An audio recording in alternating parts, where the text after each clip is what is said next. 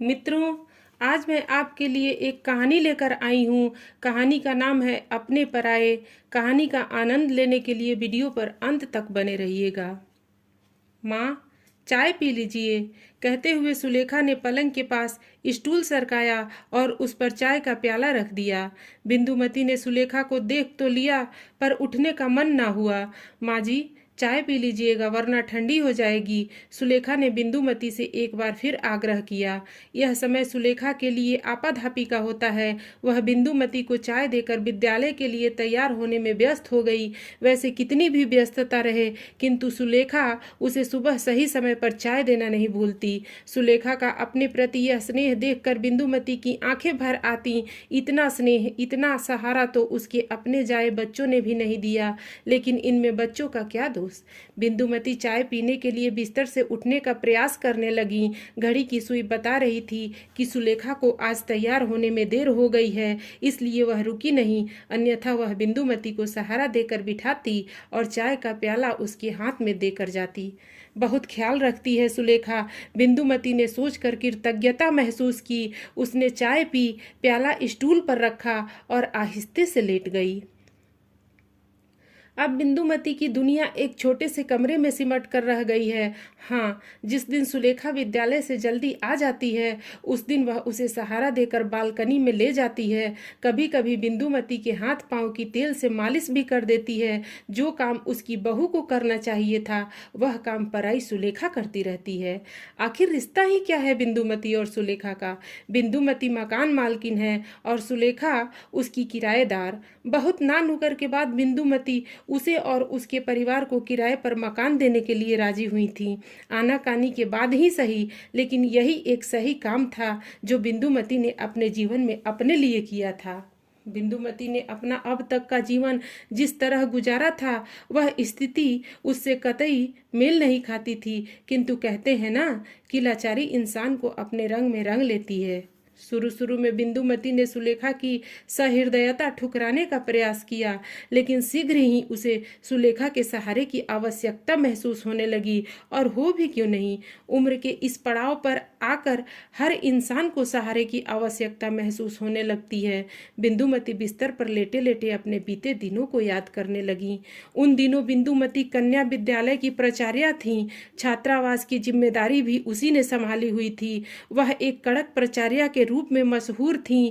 उसके स्वभाव में यह शक्ति जन्मजात नहीं थी, मगर परिस्थितियों ने उसे सख्त बना दिया था। जब बिंदुमती के पति की एक सड़क दुर्घटना में मृत्यु हुई थी, तब उसके दोनों बच्चे रिया और रोनी अबोध थे। बिंदुमती पढ़ी लिखी तो थीं, किंतु नौकरी पेशा नहीं थीं। पति की मृत्यु के बाद रिश्तेदारों ने एक एक करके उनसे मुंह फेरना शुरू कर दिया। तब बिंदुमती को लगा कि उसे अब नौकरी करनी चाहिए, ताकि दूसरों के आगे हाथ न फैलाने पड़े। दोनों बच्चों को लेकर वह निकल पड़ी संघर्ष के एक नए रास्ते पर। युवा सुंदर बिंदुमती को सुखद जिंदगी के कई प्रलोभन मिले, किंतु वह नहीं चाहती थी कि उनके बच्चे सौतेले पिता के साये में पले। वैसे उसके माता पिता ने तो यहाँ तक कहा था कि वे दोनों बच्चों को पाल लेंगे, बिंदुमती फिर से अपना घर बसा ले, मगर उसे यह मंजूर नहीं हुआ। उसने अपने दोनों बच्चों के लिए जीवन के सभी सुख त्याग दिए। लोग बिंदुमती की तारीफ करते नहीं थकते थे। सभी की जुबान पर यही बात रहती थी कि माँ हो तो बिंदुमती जैसी। इस तारीफ ने बिंदुमती के जीवन में ही नहीं, बल्कि स्वभाव में भी परिवर्तन ला दिया। उसके मन में यह इच्छा बलवती होने लगी कि वह अपने बच्चों को अच्छी से अच्छी शिक्षा दिलाएगी, ताकि वे ऊंचे से ऊंचे पद पर कार्य करें। इसी आकांक्षा के बसीभूत बिंदुमती ने अपने कलेजे पर पत्थर रखकर उन्हें पंचगनी के स्कूल में भर्ती करवाया। उस समय परिवार के सभी लोगों ने विरोध जताते हुए बिंदुमती से आग्रह किया था कि कम से कम एक बच्चे को तो अपने पास रखे, पर बिंदुमती ने किसी की बात पर कान नहीं दिया। उसका मानना था कि रिया और रोनी उसके बच्चे हैं, इसलिए उनके बारे में निर्णय लेने का अधिकार भी सिर्फ उसी को है। स्कूली शिक्षा पूरी करने के बाद पहले रोनी ने बिजनेस मैनेजमेंट में उपाधि हासिल करने के लिए लंदन जाने की अनुमति चाही, जो बिंदुमती ने सहस्र दे दी। चंद महीने बाद ही रिया जो कि कंप्यूटर तकनीक में दक्षता हासिल कर चुकी थी, टेक्सास अमेरिका में किसी निजी कंपनी में नौकरी करने चली गई।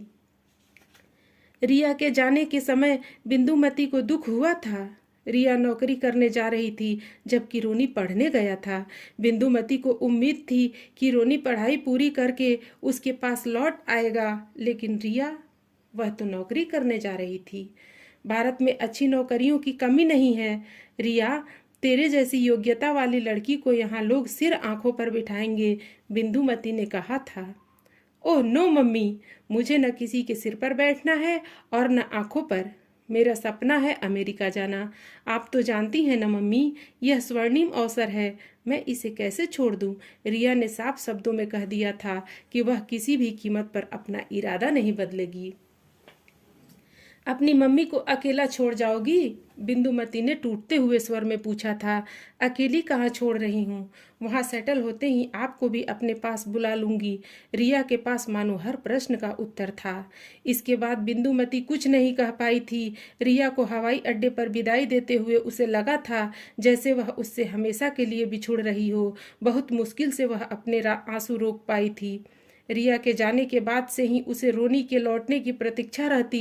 तब उसे क्या मालूम था कि उसकी यह प्रतीक्षा भी व्यर्थ जाने वाली है। रोनी की पढ़ाई पूरी होते होते उसका पत्र आया कि वह भारत आने से पहले अपनी नई नौकरी ज्वाइन करने सिंगापुर जाएगा। पत्र पढ़कर बिंदुमती का कलेजा धक से रह गया था। तो रोनी भी बाहर बस जाएगा, सोचकर बिंदुमती अकेले में खूब रोई। एक और लोग उसकी इस खुशहाली से ईर्ष्या करने लगे थे कि दोनों बच्चे विदेश में बसने जा रहे हैं। वहीं बिंदुमती का धैर्य टूटकर बिखरता जा रहा था। वह अपने उन सपनों को बिखरता हुआ महसूस कर रही थी जो उसने दोनों बच्चों को लेकर देखे थे। उसने सोचा था कि जब रिया और रोनी ऊंचे पदों पर आसीन हो जाएंगे, वह नौकरी छोड़ देगी और रोनी के साथ रहेगी। दूसरे लोगों की भांति उसके बच्चे भी उसके त्याग के सामने नतमस्तक रहेंगे। बिंदुमती नौकरी नहीं छोड़ पाई। रोनी भारत लौटा, लेकिन केवल सरकारी खाना पूर्ति के लिए। जाते समय उसने भी वही आश्वासन दिया जो रिया ने दिया था। आप क्यों चिंता करती हैं मम्मी, मैं वहाँ सेटल होते ही आपको अपने पास बुला लूँगा। तू रुक नहीं सकता है? बिंदुमती ने चिरौरी भरे स्वर में पूछा था। मम्मी, आप क्यों दिल छोटा करती हो? रोनी ने पुचकारते हुए कहा था। तुझे क्या मालूम कि तेरी मम्मी के दिल पर क्या गुजर रही है? बिंदुमती ने उलाहना दिया था। लेकिन यह रोज रोज रोना धोना अब क्यों मम्मी? हमें तो बचपन में हॉस्टल भेज दिया था आपने। मेरे ख्याल से अब तक तो आपको अपनी अकेली जिंदगी ही अच्छी लगती होगी। हमें तो लगने लगी है हम तो कहीं भी रह सकते हैं, रोनी ने कहा था। मगर बिंदुमती इससे आगे नहीं सुन सकी थी और उसके बाद आगे कुछ कहने को बचा भी नहीं था। रोनी ने सच कहा था कि जब उनकी माँ की ममता के छांव में रहने की उम्र थी, उस समय तो बिंदुमती ने उन्हें अपने सपनों की बलि बेदी पर चढ़ा दिया था। लिहाजा अब उसे अधिकार भी नहीं है कि वह अपने बच्चों के सपनों पर अधिकार जता सके। रोनी भी चला गया। कुछ समय बाद दोनों ने अपनी अपनी पसंद की जीवन साथी चुनकर शादी कर ली, पर बिंदुमती के पास शादी के बाद ही सूचना पहुंची। सूचना के साथ ही शादी के समय की वीडियो फिल्म थी। फिल्म देखते वक्त बिंदुमती फिल्म के हर दृश्य पर खून के आंसू रोई थीं। उसे अपनी जिंदगी बोझ लगने लगी थी। उसने नींद की गोलियां खाकर आत्महत्या करने का प्रयास किया, किंतु ऐन मौके पर नौकरानी के पहुंच जाने पर उसकी जान बचा ली गई। इसके बाद उसके परिचितों ने उस पर दबाव डाला था कि वह रिया और रोनी के लिए बनवाए गए कमरों को किराए पर उठा दे। किसी परिवार के साथ रहने से उसका मन लगा रहेगा। बिंदुमती कोई किराएदार नहीं रखना चाहती थी, इसलिए ना नुकर करती रहीं। उसी दौरान टेक्सास से रिया का फोन आया कि उसे बेटा हुआ है और वह चाहती है कि उसका बेटा अपनी नानी की गोद में पले। रिया ने बिंदुमती के लिए टिकट भी भेजा था। बच्चों के सानिध्य को तरसती माँ की ममता उड़कर बेटी के पास पहुंच जाने के लिए ललायित हो उठी। किसी ने सलाह दी कि अब वह मकान बेचकर चली जाए, क्योंकि बेटी उसे अब वापस थोड़े ही आने देगी। तो किसी ने मकान न बेचने की सलाह दी। इतना समय भी नहीं था कि बिंदुमती किसी ठोस निर्णय पर पहुंच पाती, अतः उसने अपने किसी परिचित की सलाह पर अमल करते हुए किराएदार रखना स्वीकार कर लिया। तय हुआ कि यदि बिंदुमती हमेशा के लिए रिया के पास बस फंस गईं तो उसके कहने पर उसका वकील उसका मकान बेचकर रुपए उसके पास भेज देगा।